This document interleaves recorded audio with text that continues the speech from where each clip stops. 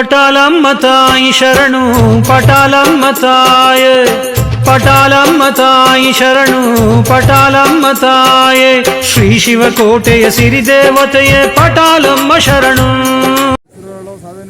ಸಾಧನೆಹಳ್ಳಿ ಗ್ರಾಮದಲ್ಲಿ ಇವತ್ತು ಪಟಾಲಮ್ಮ ಜಾತ್ರಾ ಮಹೋತ್ಸವ ಯಾವ ಥರ ನಡೀತಾ ಇದೆ ಸರ್?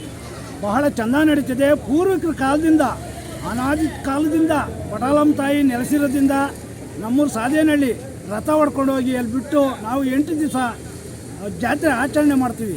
ಮತ್ತು ನಮ್ಮ ಏನೇನು ಕಾರ್ಯಕ್ರಮಗಳಿವೆ ಊರಲ್ಲಿ ಆ ಕಾರ್ಯಕ್ರಮಗಳೆಲ್ಲ ಮುಗಿಸ್ಕೊಂಡು ಮತ್ತೆ ತೇರು ಹೊಡ್ಕೊಂಡೋಗಿ ಅಲ್ಲಿ ಬಿಟ್ಟು ಮತ್ತೆ ಮಂಗಳವಾರ ವಾಪಸ್ ಕರ್ಕೊಂಡು ಬರ್ತೀವಿ. ಎಷ್ಟು ಗ್ರಾಮಗಳಲ್ಲಿ ಹಬ್ಬ ಆಚರಣೆ ಮಾಡ್ತಾರೆ? 9 ಗ್ರಾಮಗಳು. ಆಮೇಲೆ ನಿಮ್ಮೂರಲ್ಲಿ ಇವತ್ತು ಎಷ್ಟು ದಿನಗಳ ಕಾಲ ನಡೀತಿದ್ದು? 8 ದಿವಸ ಕಾಲ. 8 ದಿವಸ ಕಾಲ. ನಿಮ್ಮ ಹೆಸರು ಸರ್? ನಮ್ಮ ಹೆಸರು ನಾರಾಯಣಸ್ವಾಮಿ ಅಂತ, ಗೌಡ್ರ ನಾರಾಯಣಸ್ವಾಮಿ ಅಂತ. ಯಾವ ಥರ ನಡೀತಿದೆ ಸರ್ ಜಾತ್ರೆ? ಜಾತ್ರೆ ವಿಜೃಂಭಣೆಯಿಂದ ಪ್ರತಿ ವರ್ಷನೂ ಯುಗಾದಿ ಕಳೆದ 15 ದಿವಸಕ್ಕೆ ಪ್ರತಿ ವರ್ಷನೂ ನಡೀತಾ ಇದೆ. ಎಲ್ಲರೂ ಸಹ ಪ್ರತಿಯೊಂದು ಮನೆಯೂ ವಿಜೃಂಭಣೆಯಿಂದ ಆಚರಣೆ ಮಾಡ್ತಾರೆ.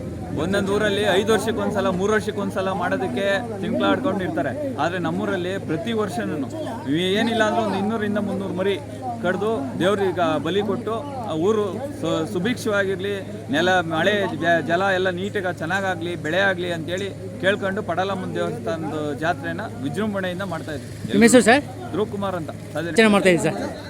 ಇದು ಪಟಾಲಮ್ಮ ದೇವಿ ಜಾತ್ರೆ ಸಾಧೇನಹಳ್ಳಿ ಗ್ರಾಮದಲ್ಲಿ ಒಟ್ಟು 20 ಹಳ್ಳಿ ಗ್ರಾಮದಲ್ಲಿ ಪಟಾಲಮ್ಮ ದೇವಿ ಜಾತ್ರೆ ನಾವು ಮಾಡ್ತಾ ಇದ್ದೀವಿ. ಪೂರ್ವ ಕಾಲದಿಂದನೂ ಮಾಡ್ಕೊಂಡು ಬರ್ತಾನೆ ಇದ್ದೀವಿ. ಹಿಂದೆ ಗೌಡರು ಹಿರಿಯರು ಅವ್ರು ಮಾಡ್ಕೊಂಬಂದದ್ದು ಇವು ನಾವು ಮಾಡ್ತಾ ಇದ್ದೀವಿ. ಪಟಾಲಮ್ಮ ದೇವಿ ಜಾತ್ರೆ 3 ಊರಲ್ಲಿ ತರವಣಸೆ, ಅದೇನಹಳ್ಳಿ, ಸಾಧೇನಹಳ್ಳಿಯಿಂದ 3 ರಥ ಹೋಗ್ತವೆ.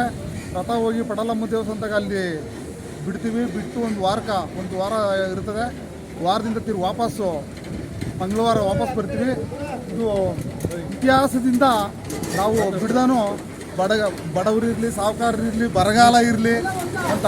ಇದು ಕಾರಣ ಏನು ಅಂತಂದರೆ ಇದೆಲ್ಲ ಮಾಡಿದ್ರೆ ಮಳೆ ಬೆಳೆ ದನ ಕರು ಅವೆಲ್ಲ ಚೆಂದಾಗಿರ್ತವೆ. ಪಟಾಲಮ್ಮ ದೇವಿ ಆಶೀರ್ವಾದದಿಂದ ಎಲ್ಲ ಚೆನ್ನಾಗಿರ್ತೀವಿ ಅಂತ ಹೇಳಿ ನಾವು ಈ ಕಾರ್ಯಕ್ರಮವನ್ನು ಮಾಡ್ಕೊಂಡು ಬರ್ತಾ ಇದ್ದೀವಿ. ಸುಮಾರು ಇತಿಹಾಸ ಐತೆ. 200-250 ವರ್ಷಗಳಿಂದ. ಇದು ಹೊಸದೇನಲ್ಲ. ಪುಣ್ಯಾತ್ಮರು ಹಿಂದೆ ಎಲ್ಲ ಮಾಡ್ಕೊಂಡು ಬಂದಿರೋದು, ಮಾಡ್ಕೊಂಡು ಬರ್ತಾ ಇದ್ದೀವಿ. ನಾವು ನಿಲ್ಲಿಸಿಲ್ಲ, ನಾವು ಕಂಟಿನ್ಯೂ ಮಾಡ್ತಾನೆ ಇದ್ದೀವಿ. ನಿಮ್ಮ ಹೆಸರು ಸರ್? ನನ್ನ ಹೆಸರು ಚಿಕ್ಕಣ್ಣ ಅಂತ.